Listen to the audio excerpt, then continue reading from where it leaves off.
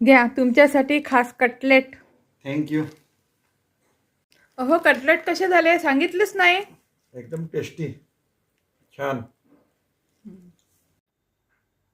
उकळत्या पाण्यामध्ये आपल्याला मटार टाकून छानशी अशी आज मी रेसिपी करून दाखवणार आहे।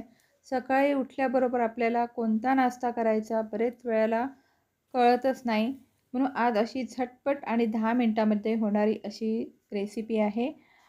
त्याच्यासाठी आपल्याला फ्रेश मटार घ्यायचे। आपल्याला मटार असे खायचे नाही। आता हे मटार काय करायचे आपल्याला धुवून घ्यायचे आहे। आता 1 वाटी ताजे फ्रेश मटार घेतलेले आहे आणि गॅसवर आपल्याला पाणी ठेवायचं आहे। पाणी गरम होऊ द्यायचं, त्यामध्ये थोडंसं मीठ टाकायचं आणि नंतर ताजे फ्रेश मटार टाकायचे। मटार आपल्याला 2 मिनिटं होऊ द्यायचे आहे। आता त्याच वाटीने 1 वाटी मी इथे पोहे घेतलेले आहे। पोहे इथे जाड पोहे वापरले आणि त्या पोह्याला आपल्याला धुवून घ्यायचं आहे। 2 पाण्याने चांगलं स्वच्छ धुवून घ्यायचं आणि 5 मिनिटं आपल्याला रेस्ट करायला ठेवायचं आहे। आता मटारसुद्धा आपले मस्त झालेले आहे, त्याला एका बाउलमध्ये काढून घ्यायचे। आता आपल्याला एक मसाला करायचा आहे। मसाल्यासाठी हिरवी मिरची, अद्रक, लसूण आणि थोडेसे जिरं घ्यायचे आणि सगळं आपल्याला बारीक असं वाटण करून घ्यायचं आहे।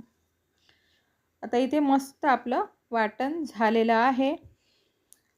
आता काय करायचं, मटार टाकायचे आणि त्यामध्ये आपल्याला 2 कांदे टाकायचे आहे आणि त्याच पॉटमध्ये तुम्ही पोहेसुद्धा टाकू शकता, परंतु मी पॉट छोटा असल्यामुळे 2 मध्ये वाटण बारीक करणार आहे। आता पूर्ण आपलं बारीक करून घ्यायचं आहे आणि नंतर काय करायचं, पोहे घ्यायचे आणि पोहेसुद्धा आपल्या आणि मिक्सरमध्ये टाकून आपल्याला बारीक करून घ्यायचं आहे। जर तुम्ही मोठा पॉट घेतला ना, त्यामध्ये सर्वच एकत्र टाकून तुम्ही बारीक करू शकता। आता भरपूर असा कोथिंबीर त्यामध्ये बारीक चिरून टाकायचं आपल्याला। 2 चमचे त्यामध्ये तुम्ही तीळ टाकू शकता, परंतु मी 1 चम्मच टाकलेला आहे। भरपूर टाकले तरी काही हरकत नाही। आणि जो आपण वाटण केला होता आलं लसूण मिरची, त्याची ते पेस्टसुद्धा त्यामध्ये टाकायची।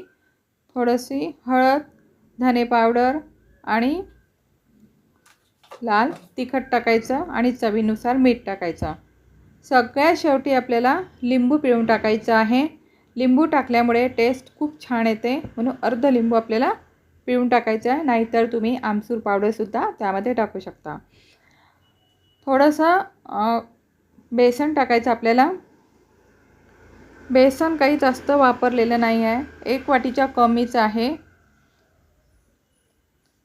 आणि सगळं मिक्स करायचं।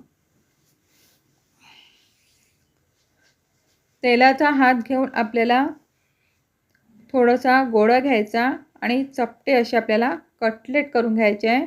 तुम्ही कटलेटला वेगळासुद्धा आकार देऊ शकता।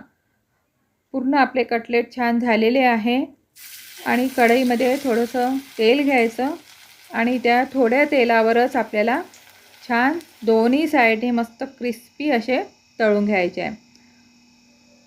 दोन्ही साईडने छान तळायचे आपल्याला आणि थोडंसं लाल झाले की मग काय करायचं, आपल्याला कढईमधून काढून घ्यायचे आणि टिश्यू पेपरवर टाकायचे।